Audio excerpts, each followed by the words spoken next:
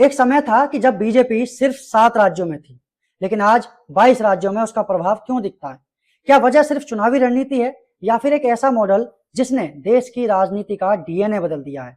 आखिर कौन सा है वो मॉडल, क्या है वो मॉडल, उसी का डीप डाइव एनालाइज हम इस वीडियो में करने वाले हैं। अब जरा पश्चिम बंगाल के आसनसोल को याद कीजिए कि जहां हाल ही में हिंसा भड़की, सड़कें टूटी, दुकानें जली और पूरे इलाके में तनाव फैल गया।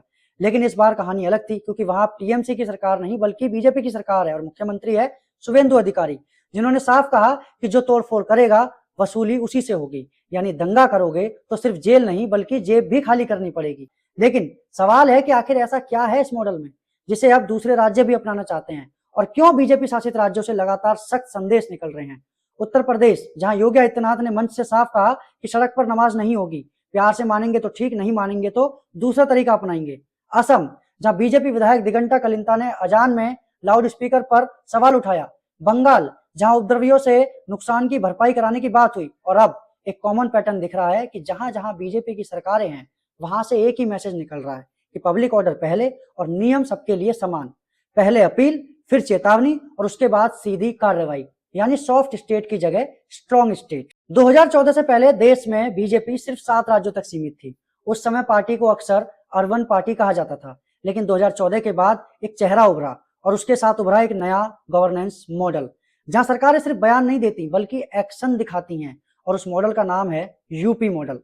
यूपी मॉडल आखिर है क्या? इसका सीधा सा ये मतलब है कि कानून तोड़ोगे तो तुरंत कार्रवाई होगी, दंगे होंगे तो रिकवरी भी होगी, सड़कें जाम होंगी तो सख्ती होगी। और यही मॉडल अब बंगाल, असम, मध्य प्रदेश, उत्तराखंड, हरियाणा, कई राज्यों में अलग अलग रूप में दिखाई देने लगा है। समर्थक कहते हैं कि यही मजबूत शासन है और विरोधी कहते हैं कि यह डर की राजनीति है। लेकिन सबसे बड़ा सवाल अभी भी बाकी है कि क्या देश का वोटर अब सख्त सरकार चाहता है?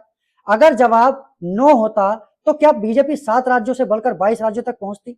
यूपी मॉडल अब सिर्फ उत्तर प्रदेश तक सीमित नहीं रहा है, बल्कि अब नेशनल पॉलिटिकल टेम्पलेट बन चुका है। आसनसोल की हिंसा के बाद बंगाल सरकार ने जो भाषा इस्तेमाल की वो बिल्कुल वही थी जो कभी उत्तर प्रदेश से सुनाई देती थी। उपद्रवियों को छोड़ा नहीं जाएगा, नुकसान की भरपाई कराई जाएगी, सीआईडी को खुली छूट दी जाएगी। यानी अब सिर्फ कानून नहीं बदल रहा, राजनीति की भाषा भी बदल रही है। आज देश 2 हिस्सों में बटा दिखाई देता है। एक तरफ वो लोग जो कहते हैं कि सख्ती जरूरी है तभी व्यवस्था बचेगी, और दूसरी तरफ वो लोग जो डरते हैं कि कहीं यही सख्ती लोकतंत्र की आवाज को दबाने का हथियार न बन जाए।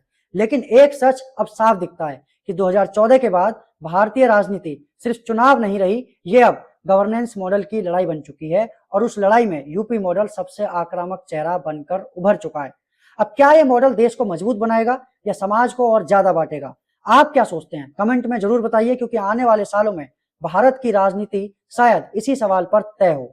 और इस तरीके की डीप डाइव वीडियोस के लिए देखते रहिए द रियल मुकेश दक्ष, और चैनल को सब्सक्राइब करना बिल्कुल भी ना भूलें।